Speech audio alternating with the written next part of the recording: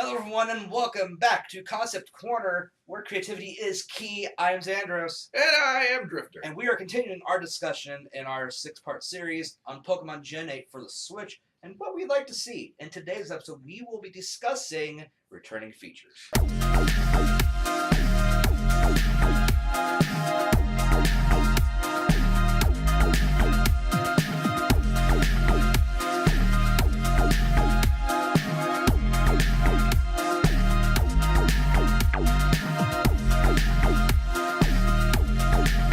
This is episode 2, by the way, so if you missed episode 1 and want to get caught up to where we are in the discussion, feel free to pop over to that video, watch it, and then join us right back here, and we'll have plenty new things to talk about. Oh boy, do we. The returning features, there's a lot of stuff we like to see returned that were not in the last games. Or could be returned and improved upon to make them work better. Oh yeah, and there's definitely something we can talk about with that. For instance, the PSS. That needs to come back. It needs to come back, and it needs to be somewhere easy to get. One of the biggest complaints people had about the Festival Plaza was that you had to go there every time you wanted to do anything online. Yeah. It felt slow, it felt clunky, and it kind of felt a bit more immersion breaking, to be really frank and honest with you. Yeah, because you just kind of bamf there. Yeah. It's weird. I don't know. At least with the Pokepelago, you had a reason to get there. You'd flow into Charizard. You knew how you got there. This way, it's just like, did I push a button? Did I just like bilocate? What the hell happened? So with the PSS coming back, you can put that as part of the basic interface as one of your top buttons up here. Say, okay, I want to push the R1 button to bring up the PSS and access it from there so we can go ahead and do trading. You can do battles online, set up the tournaments, whether local or otherwise, to connect to other Switches. All of that can be right there, easy to access, and of course, your trade and Wonder Trade options. Always are fun. Wonder Trade needs to come back. I love Wonder Trade. It's probably one of my favorite features that they've added in recent games because I do a ton of breeding. I love catching Pokemon, but I enjoy the randomness. Just going on to Wonder Trade and being like, you know what? I already had an extra one of this one. Let's put up for trade, see what I can get from it. And I love the Wonder Trading community. I mean, yeah, sometimes you get hacked Pokemon that come through there, but even that's still fun. Yeah. I mean, it's fine. But the one thing we do need to improve on with the PSS is your trade options filtering. Whoa, man, that filtering system's a bit of a pain. Honestly, I would like to see it set up so you can no longer put Pokemon into the GTS and ask for Pokemon that are impossible to get back. Male and female Dittos doesn't happen. Legendaries with a gender that are agendered legendaries. Let's clear out the clutter and the bulk of that because it does end up getting in the way when you're trying to look for legitimate trades when everybody's asking for impossible Pokemon. Mm-hmm. So we'll filter it out so you can't ask for impossible Pokemon. You can't ask for a legendary that's not going to be at a level 1. Right. You can't do that. You can't ask for a Pokemon that for an evolved Pokemon levels before you can get it unless there's a way legitimately in the game to get it at an earlier level. Yeah, like anything with an Evolution Stone, maybe you'll get her. Like Eevee, you can get a Jolteon at level 1. Oh, yeah. If you really want to. You can get a Jolteon at level. You can easily get a Jolteon at level 1. You can't get a Charizard at level 1. No, that's not happening, guys. You're not going to get a Mewtwo level 1. But another option they need to add is a shiny filter. Are you hunting for shiny? Yes. And that way, it only brings up the shiny options. Because some of us like collecting shinies. Mm-hmm. And sometimes people trade for them. I'm gonna say I will go on hour-long journeys just looking for one individual Pokemon. Well, it's often hours, so it's often been multi-day journeys. Yeah. Caterpie. Oh, good Lord, Caterpie. Hey, I spent 3 days soft resetting for a shiny Lugia. I don't hear it. When I finally found the Caterpie, it still took me 2 hours because she kept calling it other Caterpies. They wouldn't stop. Oh, no, we're not bringing that function back. We're not bringing that back. No. But it was interesting, but that can stay in a lull. No calling for support. I actually liked SOS Pokemon. I didn't like how when it got too frequent. There needs to be a way to turn it off. If it does return, in addition to the Adrenaline Orb, there needs to be. I'm not sure what you would call it. I really don't know. Depression Ball. Depression Ball. But the point is the PSS needs to come back. It was a great feature from Gen 6. It was very well liked, very well appreciated, and it was sorely missed in Gen 7. Moving on from the PSS, why don't we talk about battle types? You know what was missing in Sun and Moon, Drifter? Well, I know they did a great job with double battles. A lot of abilities were focused on that, but The slowdown was bad. the slowdown was pretty bad. And in this enhanced generation, we're gonna have the power of the switch, so we don't have to worry about slowdown that much. Oh no. There are two battle series or battle types that have been around for a little while now that just up and vanished in Alola. Triple battles and rotation battles. They're coming back in our game, or at least they should for Gen 8 in general. Mm-hmm. We're gonna have the Switch. Now, That's a lot more power processing wise. Why can't we have those back? And they're light. I've had many great rotation battles and triple battles throughout the years. I wasn't as big a fan of rotation battles, but I'm a huge fan of double battles, and triple battles was an excellent extension of that. Now, if you don't know what triple battles are, but you've heard about us talking about triple threat matches in our last video, these are different. Instead of it being 3 trainers all fighting each other at once, it's teams of 3 Pokemon going up against other teams of 3 Pokemon, and then battling it out.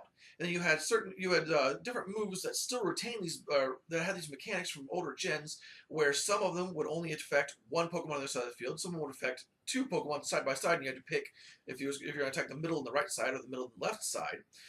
Or you had moves that affected all of one side or all of both sides, and it added a really nice level of depth to the battle system that I would love to see brought back. Yeah, so we don't have to worry about the limitation of memory with this as far as processor goes. So we have the ability to have the triple threat, or the triple threat. Let's do it. Triple threat and battle royals types, as well as your triple and your rotation battles. Mm-hmm. So you have your 3v3s, or you have your 3 ways, or you have your 4 ways. But again, we're talking about bringing back the battle royale. I like the mode in general. Bring it back. It's fine to have, but with a change. I would like, in addition to how it works currently, because I understand that there was an argument that as soon as someone ran out of Pokemon, we need to end the thing, otherwise the battles would drag on. But people like us, when we heard about battle royales, really thought it was going to be a last man standing, see who overcomes all 4 trainers at once. So we'd like to add that mode in addition to classic battle royale modes, so that you can have your quicker battle royales for people who don't have time, but for people who do want to get into a long, lengthy, meaty fight, go ahead and have last man standing mode. 4 trainers with 3 Pokemon each, 12 Pokemon in the battle, and the winner is whoever has at least 1 Pokemon at the end of battle. To think of it in wrestling terms, the battle royale in the original form is basically a fatal 4-way. Whoever gets the first pin wins, kind of thing. Or in that case, it's the most points. Which I don't know how they dictated that really. It was weird, but if you liked it, you liked it. What we're looking to add in is a 4-way elimination style. And going down to whoever's left standing, like I said, last man standing. Mm-hmm. Though I don't know if they want to use that term in Pokemon. No, but elimination. So elimination works. would be better. But that's what we're looking at if you wanted a little bit better of an idea of what we're talking about. But yeah, bringing back these different varieties of battle types really would improve the game as far as longevity and the enjoyment of players, because different people like playing different ways, and certain people like focusing on certain types of battles. Yeah, and I understand not everybody likes double battles, and everybody likes triple battles, and not everybody's going to like rotation battles. But having these options as options that are available to players, I think is quite fun. In fact, I wouldn't mind seeing it set up so that you could actually go through, take on gyms and specify, hey, I'm challenging this as in the double battle format, if you've got a solid team fight, or triple battle format, just to give players the option for how they want to play. For certain gyms, not all gyms. Yeah, not all gyms will work, but remember, variety is the spice of life. Aye. There's something else we need to talk about. An old friend to all Pokemon trainers, the Safari Zone. It has been quite a while since we've had an actual Safari Zone the way they were back in the day. Alpha Sapphire and Omega Ruby had a pseudo Safari Zone. It was free to get into and do whatever. The Friend Safari. No. That was just X and Y. Oh, was it? Yep. Oh, you're talking about auras. Mm-hmm. Yeah. Well, so that's not bad at all. I mean, I rather enjoyed all of that. But I do think bringing back a Safari Zone is a fantastic idea. You can still keep it free to go into, but you have certain Pokemon that are hard to find, not just from this region, but from other past regions. Which I think is like you have a Kangaskhan or a Chansey kind of aspect where they're hard to catch, low catch rates. Yeah. And the Safari Zone, you can use your own Pokeballs. I think that'd be fair. Going with your own Pokeballs? Mm-hmm. Yes. I figured leave it how it was. They give you park balls. The Pokemon have a chance of running away, and you have so many steps. They do anyway. Yeah. But I mean, the steps thing's annoying. Give it a time limit. Time limit? Yeah, time not a step limit. limit. It doesn't affect when you pause. You can pause the game, go bring up your menu and pause the game. Okay, so You don't have to but worry about but losing anytime you anything. spend in the battles or Walking around is without a taking pause down menu. your timer. Yeah, that seems fair. But not just regular Safari Zone, the Friend Safari we were just talking about, that should make a return. Why that didn't return, I don't know. Amelia, Especially with the whole aspect with Alola being friendly and everything, a Friend Safari made sense to me. Amelia, I might be a bit biased there because I had tons of friends in my Friend Safari.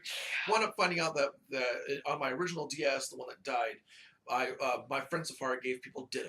Oh yeah. And so I had people asking to become my friends all over the place. So I had hundreds of people. And I understand some people didn't have that many friends to have their Friend Safari, but it still seemed like a neat, nice thing to have. And I noticed a lot of the community gathering on Reddit to exchange Friend Safari information. That way, people who were looking for certain things could have a shot at it. And I thought that was a fantastic community building event. So why not bring it back? Yeah, and with the Switch, you still have the aspect of bringing have a friends list, and you can still have the aspect of your certain friend code bringing up certain Pokemon that show up. You can still have the no more than 3 per friend safari based on if they've beaten the game or not. If they've beaten the game, all 3 slots are open. If they haven't yet, the first 2. And have set Pokemon that are only going to be able to be shown in friend safari for each of the different types. And the best part about friend safari is higher chance shinies. And this is an excellent way to work in starter Pokemon without having them appear in the wild and appearing too common. Mm-hmm. Is adding them, as like the old Friend Safari had, into random people's Friend Safaris. Mm-hmm. And with the regular Safari Zone, you don't have the higher chance of shiny, but you have the higher chance of finding harder to find Pokemon And that aren't in the Friend Safari. Hidden abilities definitely is in the Friend Safari, but the regular Safari Zone is more rarer, harder to catch ones, whereas Friend Safari is more variety, higher hidden ability rates, IV rates, and shiny rates. So you can do either one. It's your choice. But the point is having the choice. And they were both functions that people loved about the old games, whether they're from Gen 1 or Gen 6. Bringing back gyms. I loved the Island Challenge. I really did. It was interesting, but there were times where it just felt lackluster. There were times where they went on a little bit too long. Yeah, but you don't know anything about Ultra Sun, Ultra Moon yet and how that's going to work, so by the time you've watched this, maybe they're already out. We don't know. But as of right now, we don't know too much. We know there's no gyms. They've pretty much stated as such at this point, regardless of the speculations we have. I am really looking forward to Tony Hawk's Pro Man Team 2017. I'm going to enjoy the crap out of that. That looks fun. That's not what we're talking about, but I agree. It's going to be interesting. But they're not bringing back gyms. It's going to be the Island Challenges. You're fighting the Kahunas and the Trial Captains. But we want gyms back for this next gen. Gyms are just so integral to what Pokemon is. It does feel part and parcel with the series. That leaves the trials as a local flavor for Alola. That's their own thing. Going over here, you're closer to the Kalos region. You're closer to Unova. You're back in kind of the mainland Pokemon world. You're in what would be the West. Yeah. You know, the European style of West. And that brings certain traditions and stuff like that, and cultural things. But that's also shared with more mainland rather than island areas like, Alola is, or even Hoenn. But the point is with the gyms, in our game idea, and what we think could be done with Gen 8, is that it's not all type-based. I think that might be one of the reasons why they decided to get away from gyms in Gen 7 was it got too samey. Yeah, we know what to expect when we go into a gym, and this gym uses all rock type. This gym uses all ghost types. We've done that. Now it might be time to add a little bit of flair to that. Instead of having gyms that are simply types, there could be a few of those to ease you in. But having gyms that instead have a theme, an idea for a particular strategy. Maybe you've got a gym that specializes in moves like Volt Switch and U-Turn, where Pokemon are attacking and switching out. Or gyms that specialize in a different tactic, maybe entry hazards, maybe status effects, maybe manipulating weather conditions to their advantage, or using type absorption. Or even better, battle types, doubles, triples, rotations. Yeah, you got gyms that specialize entirely on just that one style of battling. Or even better, a combination of the two, of a type and a style. So the point is, we want to see gyms, want to see them brought a little bit more forward, a little bit different, a little more tweaking, and a little more challenge. Just because you can have the new functions as far as, doing a type battle as well as a battle strategy style, doesn't mean it has to be uber difficult for younger kids. But the point is to teach them these kinds of mechanics that normally they don't get taught in games well or learn any way to use them properly or any kind of tactics. A good example of this is when I was first playing Pokemon games, I refused to use any move that raised or lowered stats because it seemed worthless to me. It seemed absolutely pointless to waste a turn doing that when I could just go for the kill. But if we could instead show younger novice trainers the worth of moves like Swords Dance or your defensive boosting, or even lowering your opponent's moves and make that the focus of the combat, I think it'll go a long way to teaching kids some of the more fundamentals that they're going to run into if they decide to go into the competitive scene without it being as challenging as going against a live competitive player. I mean, having a little bit of the challenge back in the games isn't going to hurt, I don't think. I mean, I survived the original gen, and that was ridiculously difficult because it was busted. We survived Brock with a Pikachu, okay? I didn't do that. Well, yeah, I guess I did. Technically, it's yellow. Yellow was my first. But we survived. So. We survived psychic types with no disadvantage. Mm-hmm. Oh, Bug and Ghost. When the Ghosts were all weak to it, and Bugs were all weak, and there were no hard hitting bug type moves. Oh yeah, there was no string shot. I mean, string shot. We didn't have like struggle bug. Leech life was pathetically weak. Oh man, I love that buff, by the way. Holy crap. So the point was. Now I want to see more Pokemon get Leech Life. But the point is, a little bit of challenge doesn't turn kids off, but give them a little bit of challenge might intrigue them because kids like to be challenged. They like to learn. They like to have themselves tested. They may not think they do, but they do. It's like when we were kids and we watched, movies that challenged our sensibilities, like The Land Before Time, All Dogs Go to Heaven, things that made us go, face death. Face obstacles that kind of shock us. That's why kids like being scared. It's the same thing with the challenge of a game. You don't have to browbeat them like it's Dark Souls or Contra, but you want to give them something where they overcome it and they feel a sense of accomplishment. And that's what you do with these kinds of gyms. And as a young kid, those were some of my favorite memories growing up. Was the first time I beat Super Mario World. The first time, that was talking about a challenge. Back in the day, especially. Oh, yeah. I mean, nowadays, you have speedrunners that know all the tricks and everything. This is pre-internet, so you had to figure it out on your own. If you had Nintendo Power, you had an advantage, but not that much. The first time I beat Gen 1 or Gen 2, these were real challenges, and you actually had schoolyard cred for having actually having beaten the different the Elite Four and everything, because that actually was a bit of a grind. Oh, you have no idea. So while it doesn't need to return to being super, super difficult or anything, I think a nice middle ground somewhere between the Gen 1 difficulty and the recent game's difficulties could be a breath of fresh air, because, while Pokemon does have a younger audience, there's still a lot of people our age who grew up with the game and who play it with their family and with with kids and old people. Yeah. I think the other thing we want to talk about really quick, as far as returning, is regional variants. Oh, I loved the Alolan forms. My only disappointment was that there were so few. And they gave away all of them, yeah. Almost, except for the Geodude line. That's a marketing thing, and we can't help that. We're not going to get into that. But that's a feature that needs to carry over. There are tons of artists you'll find all over the internet who specialize in doing subspecies and subgroups of different Pokemon, and that's fertile soil for coming up with new regional variants. You wanted that Hula Jinx. So I wanted Hula Girl Jinx so bad. Psychic Grass type would have been awesome. Yeah, a Jinx dressed up as a hula dancer. Holy crap, that is a missed opportunity. How could you not do it? Seriously. Game Freak. That and I still believe in Magical Girl Hitmonchan. We'll find the image and put it up here. It was also with Witch Doctor. Witch Doctor Hitmonlee and Magical Girl Hitmonchan was an idea we joked about at a Wendy's one day. I suggested to Bulbapedia's Fake-em-on Friday thing when they were doing Alolan forms, and it was actually picked, and they actually did artwork of it.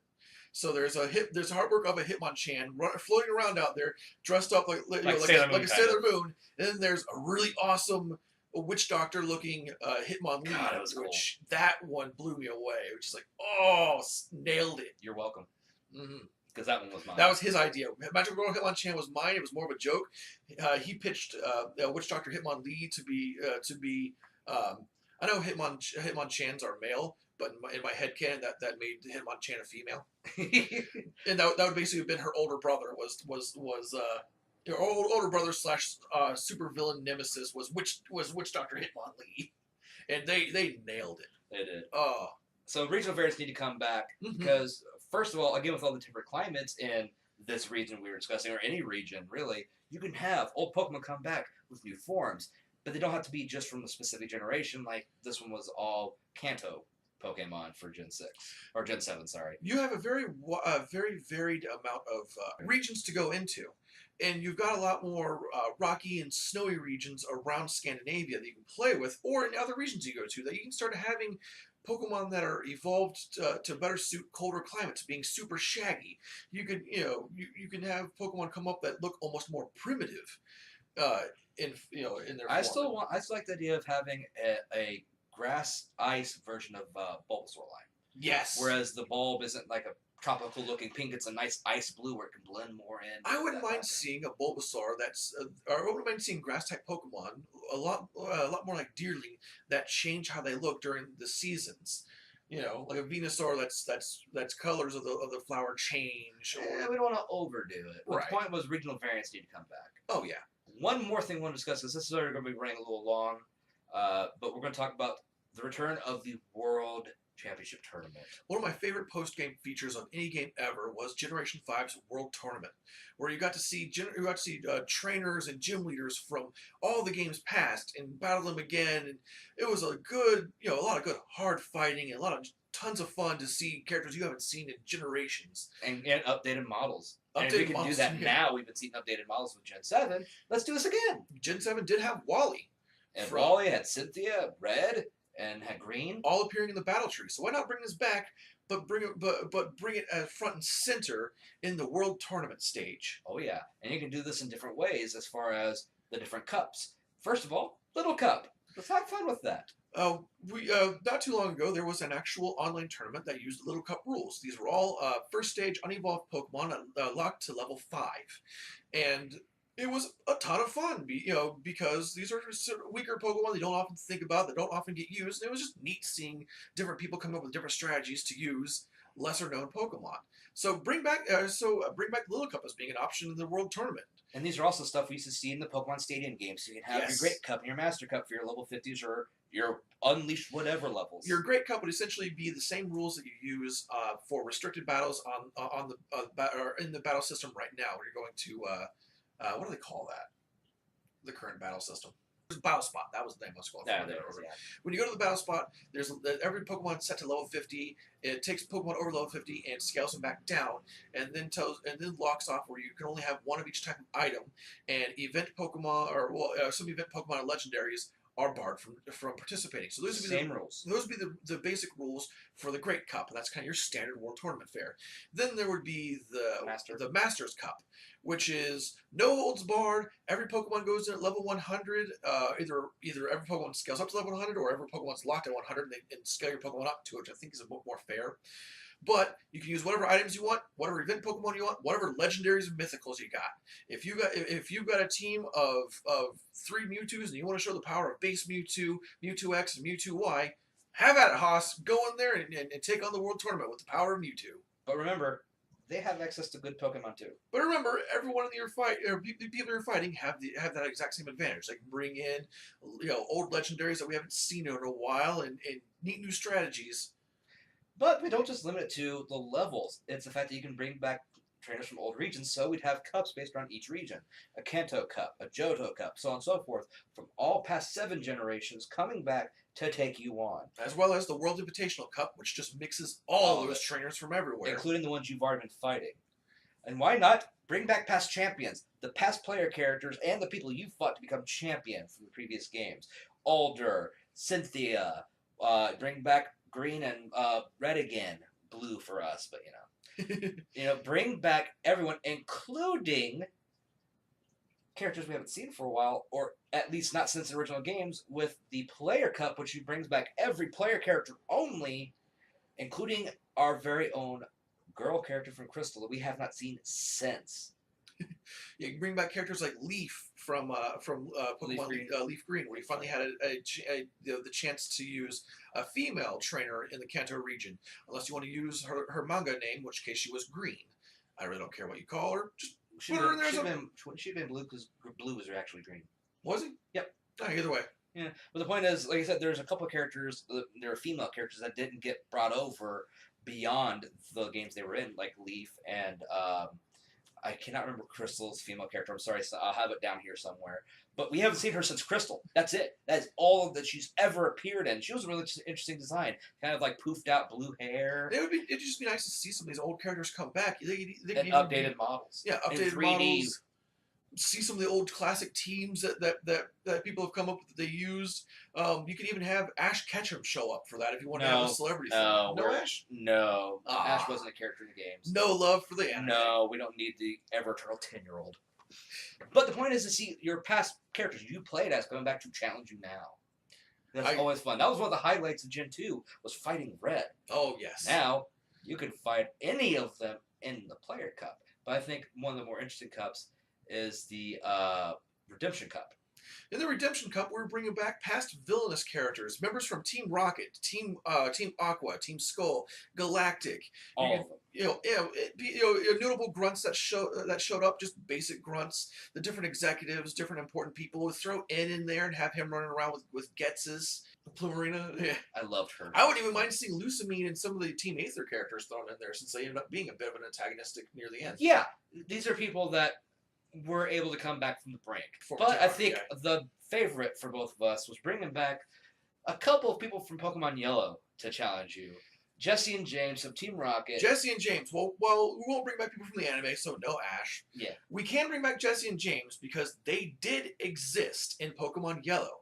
They always attacked as a team, so they should appear as a team. Jesse, James, and Meowth, and have a team made up of Pokemon that they've had from the anime throughout the years. You could have Arbok and Coughing. Coughing. Well, I'd be Arbok and Wheezing. Have Mimikyu. Have Cacturn. Yeah, have Cacturn. Or no, it's Cacturn. I think it's Cacturn eventually evolved. No. Yeah, it did evolve to Cacturn. That's right. Same thing with Ekans and Coughing eventually became Arbok and Wheezing. Yeah. But bring back Pokemon they've been known to use throughout the series and make them kind of a special guest character that will show up randomly in the Redemption Cup as just a playable former villain character. As it's been a long time, we only ever saw them in that one game.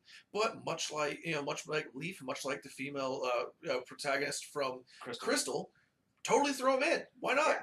So the point is, this is a great way to give a good post game and bring back an awesome feature that people liked and a good challenge. And you can unlock all these things as you're going. You unlock more cups by beating the game or beating cups.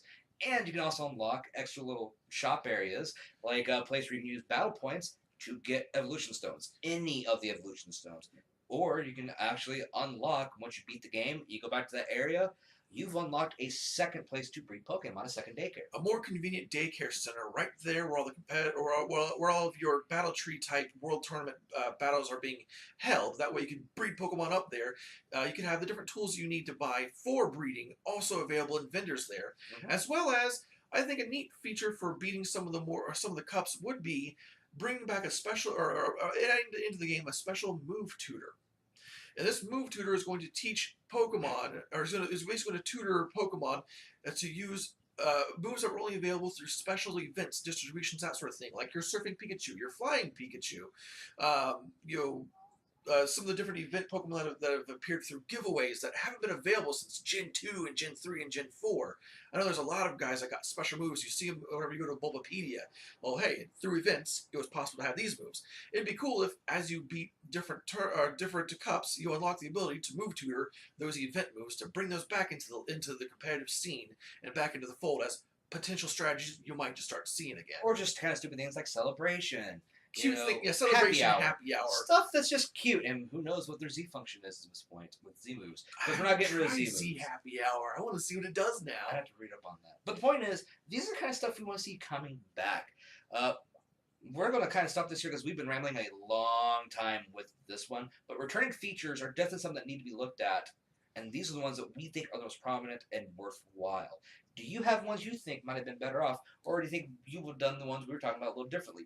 Comment down below, let us know, and don't forget to like, share, and subscribe. Like, share, subscribe. Hit us up on Twitter, that sort of thing. We're always interested in hearing your ideas and your feedback. Yeah. So thanks for sitting through this one. Hopefully, I've edited it down a little bit to make it a little more palatable. Listen to me. The fatigue's hitting in already today.